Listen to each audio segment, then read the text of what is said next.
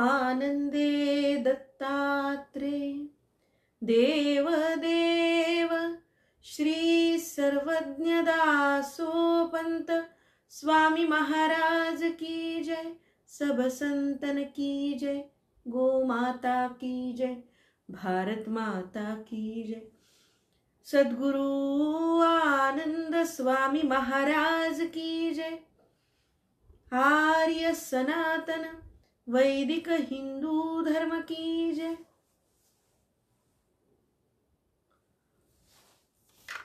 पुराण कथया पुरे मज नावडे दुसरे, पुराण कथया पुरे मज नावडे दुसरे,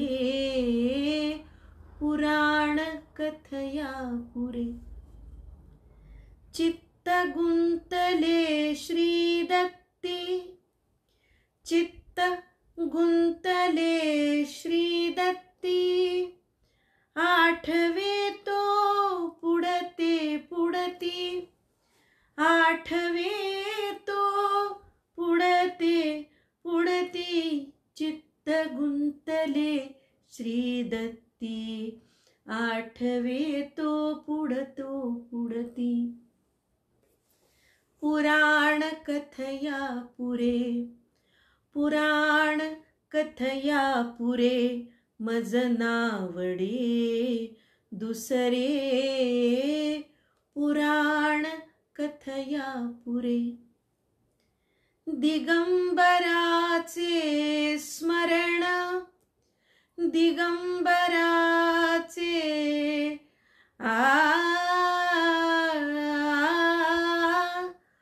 दिगंबराचे स्मरण, ब्रह्मविद्येसी समान, ब्रह्मविद्येसी समान, दिगंबराचे स्मरण, ब्रह्मविद्येसी समान, ब्रह्मविद्येसी समान। पुराण कथया पुरे, पुराण कथया पुरे मज नावडे दुसरे, पुराण कथया पुरे। छोटंसंच पद आहे, परंपरेमध्ये हे गायलं जात नाही, त्यामुळे मुळात काय चाल असावी माहिती नाही। आत्ता माझ्यासमोर मी हे पद निरूपणासाठी घेतल्यानंतर जे सुचलं ते फक्त म्हटले। पुराण कथया पुरे मज नावडे दुसरे, चित्त गुंतले श्री दत्ती, आठवे तो पुढतो पुढती। दिगंबराचे स्मरण, ब्रह्मविद्येसी स्मरण समान, पुराण कथया पुरे मज नावडे दुसरे। एक दोन दिवसापासून जी पदं आपण बघतो त्या पदांच्या मुळाशी किंवा या सगळ्यांचीच एक मध्यवर्ती संकल्पना, एक सुवर्ण मध्य, हा कोणता विचार आहे? तर हा निष्ठेचा विचार आहे, हा श्रद्धेचा विचार आहे। ज्या आराध्यावरती आम्ही प्रेम करतो ते आराध्य आपण बघितलं की त्याला पतिनिष्ठा किंवा पतिव्रतेसी एकुची भरता असं त्यांनी म्हटलंय। आणि अशा प्रकारची निष्ठा दासोपंत आम्हाला वर्णन करून सांगतात। आणि ही पुन्हा पुन्हा वेगवेगळ्या रूपकांमधून, वेगवेगळ्या दृष्टांतांमधून, वेगवेगळ्या अनुभूतीच्या शलाकांच्या मधून ती व्यक्त होताना आपल्याला दिसते। ते कुठल्या देवळात गेले असतील, ते कुठल्या तीर्थस्थानी गेले असतील, आणि अशा ठिकाणी दत्तप्रभूंच्या शिवाय त्यांच्या समोर दिसणारं जे रूप आहे ते रूप बघितल्यानंतर त्यांना आठवतं ते श्रीदत्ताचं रूप। या ठिकाणी ते असं म्हणतात, पुराण कथया पुरे मज नावडे दुसरे। ही जी पुराण कथा सुरू आहे, या कथा अनेक ऐकल्यात।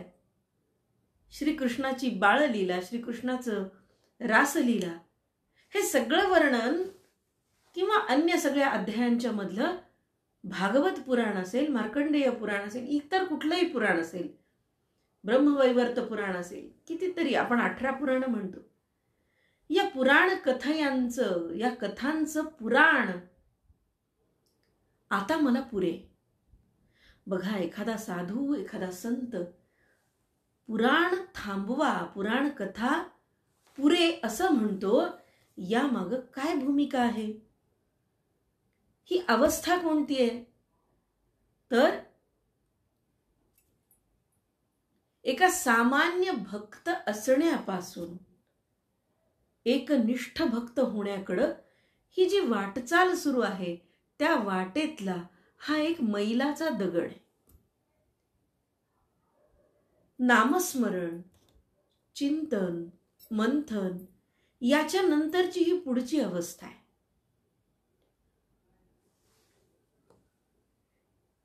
पुराण कथांचं निरूपण, कथांचं श्रवण हे कशासाठी सांगितलंय? तर हे गुणसंकीर्तन, हे नामसंकीर्तन या देवाच्या स्मरणासाठी, त्याच्या आठवणीसाठी, त्याच्या चिंतनासाठी. पण आता ही अवस्था साधक म्हणून त्यांची सरली आहे. आणि ते असं म्हणतात की पुराण कथया पुरे. आता पुराण कथांचं श्रवण आणि कथन आता पुरे आहे. कारण माझं नावडे दुसरे, आता मला दुसरं काही नकोय. तर काय हवंय? चित्त गुंतले श्रीदत्ती. तर माझं हे जे मन आहे, माझं हे जे चित्त आहे, हे आता या कथांच्या मध्ये गुंतत नाही. थोडक्यात आजच्या भाषेत बोलायला गेलं तर आता याच्यामध्ये इंटरेस्ट राहिलेला नाही. तर हा इंटरेस्ट कुठे आहे? तर तो सगुणाकडून निर्गुणाकडे आता चाललेला आहे. ही भागवत कथा कशासाठी? हे कथांचं श्रवण कशासाठी? कथा सुरभिया भल्या मज जननी हुनी वाटती, शिशु सजरठासही. नाथ महाराज वर्णन करतात. कशासाठी? तर अगदी बाल्यावस्थेत असलेल्या भक्तासाठी ही कथेची गोडी आहे. गोष्ट आवडते लहान मुलांना. जसं लहान मुलांना गोष्ट आवडते, तसं लहान मूल असलेल्या अवस्थेत असलेल्या सामान्य भक्ताला सुद्धा देवाची गोष्ट आवडते. आणि म्हणून ह्या पुराण कथा आहेत, गोडी लागावी म्हणून. मुलांना आपण वेगवेगळ्या मोठमोठ्या थोर विभूतींच्या चरित्राची गोष्ट सांगतो, त्यांना गोडी लागावी म्हणून. आणि दासोपंत इथे सांगतात, स्पष्टपणे जरी ते सांगत नसले तरी बालवयातलं भक्तपण आता सरलंय. आता गोष्टीची गरज उरली नाहीये, आता कथेची गरज उरली नाहीये. आता त्या बालवयातून हा भक्त थोडासा पुढे चालून आलाय. आणि म्हणून दासोपंत म्हणतात, पुराण कथया पुरे मज नावडे दुसरे, चित्त गुंतले श्रीदत्ती, आठवे तो पुढतो पुढती. आता इतकी एकाग्रता, इतकं एक चित्त, एक रूप त्याच्याशी मन होत आहे. श्री दत्ताचं सतत चिंतन, सतत नामस्मरण, त्याचा ध्यास, त्याचं ध्यान आता इतकं होत आहे, इतकं घडतं आहे की आता दुसरं काही नकोस आहे. आता पुराण कथा नकोश आहे. ते आता मनाला नकोसं वाटतंय, कारण त्यांचं जे मन आहे ते मन श्री दत्तापाशी गुंतलेलं आहे आणि त्याचंच स्मरण पुन्हा पुन्हा होत आहे. आणि या कथेकडे मात्र लक्ष जात नाहीये. आणि म्हणून ही कथा नकोय. पुराण कथया पुरे मज नावडे दुसरे, चित्त गुंतले श्रीदत्ती, आठवे तो पुढतो पुढते. जशी जशी कथा सांगाल तसं मला माझ्या डोळ्यापुढे दुसरं तिसरं काही दिसत नाही, तर फक्त माझा श्रीदत्त प्रभू दिसतोय. पुढतो पुढती, वरचे वर, पुन्हा पुन्हा त्या श्रीदत्ताचं ध्यान माझ्या डोळ्यासमोर दिसतं आहे. आणि हे जे ध्यान आहे, हे जे स्मरण आहे, हे जे चिंतन आहे, ते कशासारखं आहे? तर दासोपंत म्हणतात, प्रत्यक्ष ब्रह्मविद्येसारखं हे श्री दत्ताचं स्मरण आहे आणि मला ते पुन्हा पुन्हा करावंसं वाटतंय आणि मी तेच करत राहीन. आता मला पुराण कथा नको. कोणी याचा विपरीत अर्थ लावला तर कदाचित असं म्हणतील, हा काय संत आहे, पुराण कथा नको म्हणतो. पण याचा एक अत्यंत सुंदर असा साक्षेपी, सकारात्मक आणि सूचित गर्भित अर्थ असा आहे की या भक्त बाल्यावस्थेतून थोडासा पुढे येतोय आणि एक चित्त श्री दत्ताचं, आपल्या आराध्याचं इतकं स्मरण, इतकं नामस्मरण करतोय की त्याला ब्रह्मविद्येचं ज्ञान प्राप्त होऊ लागले केवळ त्याच्या स्मरणात. आणखी दुसरा अर्थ, याचा गर्भित अर्थ असा की एक निष्ठा, एक चित्त, एक रूप होणं काय आहे हे या पदामधून सूचित होतं. आणि एकाग्रतेची जी फळं आहेत, ही फळं आम्हाला इथे दिसतात की प्रत्यक्ष दत्तात्रेय प्रभूंचं दर्शन त्याहीपेक्षा जर तुम्ही एक रूप होऊन त्याचं नामस्मरण केलं तर ते नामस्मरण प्रत्यक्ष ब्रह्मविद्या तुम्हाला देणारं आहे, हे दासोपंत इथे सांगतायत. आणि म्हणून या अवस्थेला जर तुम्ही आलात की एकचित्तानं त्याचं केवळ नामस्मरण आणि केवळ नामस्मरण जर तुम्ही केलं तर दासोपंत म्हणतात, दिगंबराचे स्मरण ब्रह्मविद्येसी समान. हा संदेश आहे. आणि म्हणून हे एकचित्त असणं, एकनिष्ठ असणं आम्हाला दासोपंत वारंवार सांगतात. हे नाम घ्या, पुन्हा पुन्हा दत्तात्रेय प्रभूंचं नाम घ्या, आराध्याचं नाम घ्या. कितीतरी कीर्तनकार आपल्याला सांगतात ना, नामस्मरण करा. कलियुगामध्ये नामस्मरण, नामसंकीर्तन, नामचिंतन याशिवाय तरणोपाय नाही. दासोपंत हे वेगवेगळ्या कलानं आम्हाला सांगतात. यात बघा काय म्हणतात ते, दुसऱ्या एका पदात म्हणतात, यज्ञ दान तप सुव्रत, यज्ञ दान तप सुव्रत, श्रम करिचे माने समस्त, श्रम करिचे माने समस्त, दत्त नाम घ्या घ्या घ्या रे, दत्त नाम घ्या घ्या घ्या रे, दत्त नाम घ्या घ्या घ्या रे, प्रेम अमृत सार दुसरे, प्रेम अमृत सार दुसरे, दत्त नाम घ्या घ्या घ्या रे. ही ओळ वाचली, म्हटली की हा भास समोर होतो की दत्ताचा दरबार गच्च भरलेला आहे लोकांनी, हा समूह जमलेला आहे. आणि दासोपंत म्हणतात, दत्त नाम घ्या घ्या घ्या रे, प्रेम अमृत सार दुसरे. दिगंबराचे स्मरण, दिगंबराचे स्मरण, न तुके येणेसी आन, न तुके येणेसी आन, दत्त नाम घ्या घ्या घ्या रे, दत्त नाम घ्या घ्या घ्या रे, प्रेम अमृत सार दुसरे, दत्त नाम घ्या घ्या घ्या रे, प्रेम अमृत सार दुसरे, प्रेम अमृत सार दुसरे, प्रेम अमृत सार दुसरे. हे नाम कसं आहे, का घ्यावं, इतकं संक्षिप्त शब्दात दासोपंतांनी सांगितले, अगदी थोडक्या शब्दात. पहिल्या ओळीत ते सांगतात, यज्ञ दान तप सुव्रत, श्रम करची माने समस्त. यज्ञ, दान, तपश्चर्या आणि सुव्रत, वेगवेगळी व्रत वैकल्य, माने करची समस्त. सगळे लोक हे करतात. कशासाठी करतात तर त्या देवाची प्राप्ती व्हावी म्हणून, त्याचा कृपा आशीर्वाद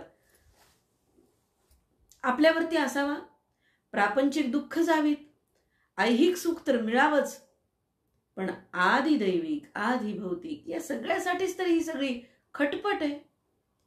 ही कोणती खटपट लोक करतायत ते म्हणतात, यज्ञ दान तप सुव्रत, श्रम करची मान समस्त. सगळं जग, सगळे लोक, सगळे भक्त, अहो अभक्त सुद्धा, जे आम्हाला हवंय ते मिळवण्यासाठी अभक्त सुद्धा हे सगळं करतात. पण दासोपंत म्हणतात, दत्त नाम घ्या घ्या घ्या रे. नामस्मरणाचं महत्व किती सूचक संक्षिप्त शब्दात आहे बघा. दत्त नाम घ्या घ्या घ्या रे, प्रेम अमृत सार दुसरे. खरं म्हणजे अमृत हे संजीवक आहे, जीवनदान देणार आहे, मृताला जीव देणार आहे. पण ह्यांनी काय शब्द वापरलाय बघा हा दासोपंतांनी. प्रेम अमृत सार दुसरे. प्रत्यक्ष देव म्हणजे अमृत आहे, पण देवाचं नाव सुद्धा प्रेमयुक्त अमृताचं सुद्धा सार आहे. आता अमृत म्हणजेच खरं म्हणजे अमृत, संजीवन. पण या संजीवन अमृताचं, संजीवक अमृताचं सुद्धा जणू काही दासोपंतांनी सार काढलंय, आणि हे सार म्हणजे नाम आहे. प्रेम अमृत सार दुसरे. अमृताचं सुद्धा सार काढलंय, त्याचा सुद्धा कस काढलाय, त्याचा सुद्धा अमृताचाही काढा आटवलाय, आणि तो काढा तो म्हणजे हे नाम आहे. सहजपणे एखादा शब्द हे संत वापरतात, पण त्याचा मूळ चिकित्सेला आपण गेलो ना तर एक एक त्याच्या परी आपल्याला उलगडत जातात, आणि आश्चर्य वाटायला होतं की आपण फक्त अमृत हा शब्द वापरला असता. पण दासोपंत म्हणतात, प्रेमामृताचं हे सार आहे म्हणजे नाम आहे. म्हणजे कथा, संकीर्तन हे सगळं जर प्रेमामृत म्हटलं तर फक्त नामस्मरण हे या प्रेमामृताचं सार आहे. हे सार दासोपंत म्हणतात दत्त नाम आहे. दत्त नाम घ्या घ्या घ्या रे, प्रेम अमृत सार दुसरे. हे दुसरं प्रेम अमृतच आहे, त्याचं सार आहे. दासोपंत पुढे म्हणतात, दिगंबराचे स्मरण न तुके येणेसी आन. अहो हे नाम असं आहे की याच्या तुलनेमध्ये इतर कोणतीच गोष्ट टिकत नाही. न तुके येणेसी आन. न तुके याची तुलना कोणाशी करता येत नाही. येणेसी याच्याबरोबर आन म्हणजे इतर. दिगंबराचे स्मरण न तुके येणेसी आन. दत्त नाम घ्या घ्या घ्या रे, दत्त नाम घ्या घ्या घ्या रे, दत्त नाम घ्या घ्या घ्या रे, दत्त नाम घ्या घ्या घ्या रे, प्रेम अमृत सार दुसरे. दिगंबराचे स्मरण, दिगंबराचे स्मरण न तुके येणेसी आन. हे नाम कसं आहे हे आपण पहिल्या ओळीमध्ये बघितलं की सामान्य लोक किती धडपडा करतायत. यज्ञ, दान, तप, व्रत, सुव्रत, व्रत, वैकल्य, किती जीवाचा आटापिटा आहे. दासोपंत एका शब्दात सांगतात, दत्त नाम घ्या घ्या घ्या रे, प्रेम अमृत सार दुसरे. दिगंबराचे स्मरण. हे नाम कशासाठी घ्यायचंय? हे कसं आहे तर हे श्रम करणारं नाहीये. यज्ञ, दान, तप, सुव्रत, व्रत, वैकल्य हे श्रम करणार आहे, श्रम देणार आहे. पण हे श्रम सुद्धा नामानं तुम्हाला होणार नाहीत. हे श्रम करणारं नाही, श्रम देणारं नाही, हे श्रमद नाही. श्रमद हा शब्द त्यांनी अनेकदा वापरलेला आहे. श्रम द, द म्हणजे देणारे, श्रम देणारं नाही. मग हे कसं आहे तर हे श्रमद तर नाहीच, पण हे या संपूर्ण तुमच्या भक्तिप्रेमाच्या अमृताचं सार आहे. हे दुसरं अमृताचं सार आहे. आणि हे नामस्मरण जसं जसं तुम्ही कराल, दिगंबराचे स्मरण न तुके येणेसी आण. या नामस्मरणाची तुलना इतर कुठलीच गोष्ट, कुठलीच वस्तू, कुठलंच व्रत, कुठलंच कर्म करू शकत नाही. याची तुलनाच कोणत्या गोष्टीशी होऊ शकत नाही. न तुके येणेसी आन. आणि म्हणून दत्त नाम घ्या घ्या घ्या रे, दत्त नाम घ्या घ्या घ्या रे, प्रेम अमृत सार दुसरे. आणि अशा प्रकारे दत्तप्रभूंवरची दासोपंतांची ही जी निष्ठा आहे, ती निष्ठा रूप नाम गुणसंकीर्तन या सगळ्या रूपांनी दासोपंत अभिव्यक्त करतात. आज आपण जी दोन्ही पदं बघितली त्याच्यामध्ये दासोपंत पुराण कथा पुरे असं म्हणतात आणि दुसऱ्या ह्याच्यामध्ये नामसंकीर्तनाचं, दत्त नामस्मरणाचं महत्त्व दासोपंतांनी इतकं थेट आणि संक्षिप्त पद्धतीनं सांगितलं. आणि म्हणून आपल्याला इतर काही नाही करणं झालं तरी नामस्मरण जरी आम्हाला करता आलं तरी सुद्धा आम्ही तरुण जाणार आहोत. पण इथे सुद्धा एक मेख आहे बरं का, आपण पुन्हा कधीतरी ती बघू. नामस्मरण घेणं इतकं सोपं आहे का हो? श्रमद नाही, श्रम देणारं नाही, पण उसके भी कुछ उसूल है. तो वो उसूल क्या है और कभी कोणत्या एखाद्या निरूपणामध्ये आपण नक्की बघूया. पण दत्त नाम घ्या घ्या घ्या रे याचं एक दुसरी सुद्धा बाजू अशी आहे की तुम्ही कसंही घ्या, विरोध भक्तीनं घ्या, ते प्रेमानं घ्या, ते उलटं घ्या, ते सुलटं घ्या, हे घेतलं जरी तरी सुद्धा त्याचं फळ आहे. आणि हेच इथं सगळ्यात महत्वाचं आहे. म्हणून दासोपंत म्हणतात दत्त नाम घ्या घ्या घ्या रे, प्रेम अमृत सार दुसरे. आज इथेच थांबते. आपण पुन्हा उद्या छोट्या या रचनांच्या सोबत चिंतन करूया. आणि या उपक्रमामध्ये माझ्या आपण खूप प्रेमानं हे ऐकता आहात त्यासाठी खरोखर सगळ्यांचे धन्यवाद व्यक्त करते आणि आज इथे थांबते. आनंदे दत्तात्रे देव देव श्री सर्वज्ञ दासोपंत स्वामी महाराज की जय. सब संतन की जय. गो माता की जय. आर्य सनातन वैदिक हिंदू धर्म की जय.